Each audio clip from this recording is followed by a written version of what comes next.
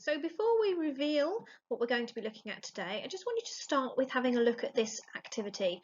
Who influences the way that we act? So just a mind map on your page, the different people or things that help influence the way that you choose to behave. Press pause, have a little go at that. Okay, so I'm hoping that you picked out perhaps your friends, your parents, your teachers, celebrities, those sorts of things. You might have had some other examples as well. So our topic today is socialisation. So your title, what are the methods of socialisation? And we're going to look at what that term means and understand the different methods. Socialisation is not the same as socialising. Something that's come up over the years when I've been teaching sociology is the students get confused between socialising, as in having a good time with your mates, and socialisation. It's really, really important right from now you get the fact that they are not the same thing, although they are connected to being around other people. So, socialisation is about knowing what behaviour to show comes from what we learn in society. How we behave is our socialisation.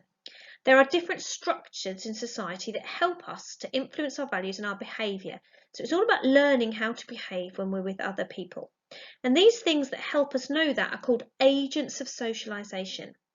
And they are different structures that fulfil different social processes in developing people. So those green bits are what need to go into your glossary, and you just need to spend a couple of minutes writing notes from that page, please. So, who first teaches you? Who first teaches you how to behave? And of course, the answer to that is your family. And this is super important. Your primary agent of socialisation, your primary socialisation is your family. It teaches you the norms and the values and the culture of society that you live in. Really important to jot that down. So how? That's what's important next. How does the family socialise you? There's some examples of pictures there that you can have a look at. But have a think about it. It says on the slide, do it with the person next to you. If you're not in school, you can't do that, obviously. But just have a moment to mind map all the ways and all the things that you learnt. Maybe think about a toddler and think about what a toddler is learning from their parents from sort of the age of 0 till they go to school 4 or 5. So press pause, have a go at that. Okay, so you can see the pictures there. They'll teach you how to behave in terms of eating. They'll teach you about manners. They'll teach you about gender roles, how boys behave, how girls behave, but also more commonly these days, how it's important not to actually drive people down to be one way if they're a girl and one way if they're a boy. They'll teach you about some of the norms around how to behave in a restaurant or on a bus, or the things we talked about in previous lessons at the doctor's, in a waiting room, in a library, all of those sorts of things. So, secondary socialisation is the teaching that you learn other than from the family. So you need to jot that down into your glossary as a key phrase. And it will include those pictures there, things there you can see. So the media, education, social media, but also religion. And the first picture there is your friends, your peer group. You learn how to behave from your peer group. What I would like you to do next is draw this table into your books. They are the six main groups that socialise us. So your family comes first. Really important to get that. Your family are your primary socialisation. And then in time, as you sort of widen your net of who you hang out with and you are influenced by, becomes your peer group, your school, your religion if you're part of a religion, the mass media, and also then in time, your workplace. So what you're going to do on the next few slides is some information about each of those things that you're going to use to complete your table. How does that thing, that agent, socialise us, and what are the limits of that? So you're going to pick those out from the things that we have next. So I'll read them out to you, and then you'll need to spend a little bit of time pressing pause and filling in your table. So first of all, the family. The family are the main agents of primary socialisation, as they are the first contact for a baby. The family teaches norms, values and skills to survive in their family and society. This includes how to eat, walk, dress themselves and communicate with others. Parents will instruct and demonstrate to their children how to behave. Children will copy the behaviour of their parents as they are role models. And parents might use sanctions to encourage a certain type of behaviour. And remember, we've talked before in lessons before, these sanctions could be positive or negative sanctions. So you now need to think about the limitations around the family. And I'll give you a little bit of clue on the type of thing I mean so that you know for going forward. But what if you come from a family that actually doesn't behave in the norms and the right values for that society? What if you actually learn the wrong ways in which you should be behaving for your society? And then we've got the media. This includes television, newspapers, magazines, websites, social media, radio, and anything which sends messages to a mass audience. The media socialises by using role models for the children to look up to and copy.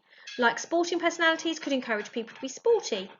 The media also encourages people to think a certain way about groups of people by labelling them and stereotyping them.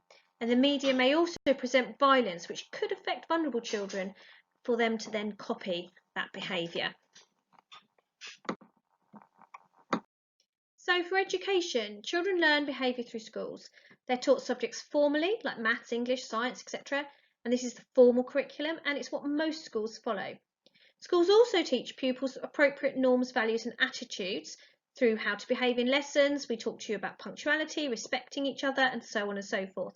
And this is called the hidden curriculum, and can also include subliminal messages. So for example, in a lot of schools, particularly in primary schools, head teachers are often male and the females are the teachers.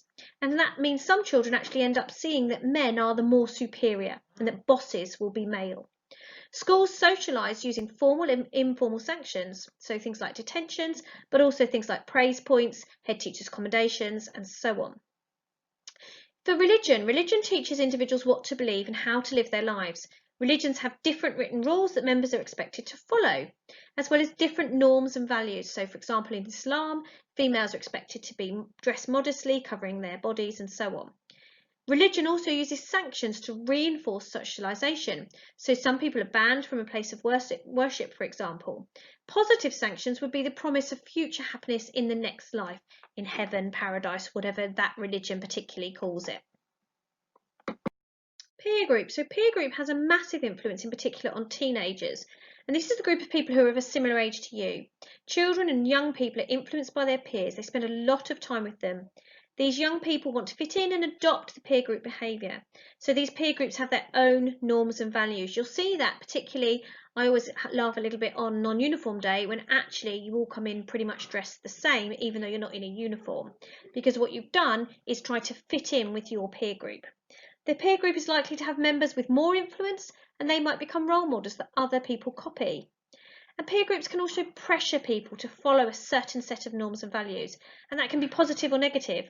You could be peer pressured into working really hard if you're in the top sets and if you're in friendship groups where academic success is really, really important. But also you could be peer pressured into, for example, truanting school or being late or similar. If a member doesn't follow the norms, sanctions could be used. So if you don't fit into your peer group or you go against them, you could actually end up finding you're not invited to the latest party, or you're talked about, or there's a status put up about you on Snapchat or whatever it might be. And in the workplace, jobs, both part-time and full-time, have certain norms and rules for people to follow. Workers will be trained in different ways depending on the job. So for example, a newly qualified teacher might have a more experienced teacher looking after them. And sanctions are used in the workplace. Again, much like school, they can be positive, like a pay rise or a promotion, or they can be negative. You might get a warning about your behaviour, or you might even be sacked.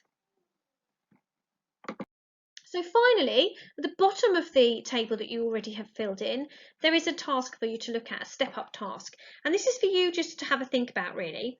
Which of the agent of socialisation do you think is the most influential and why?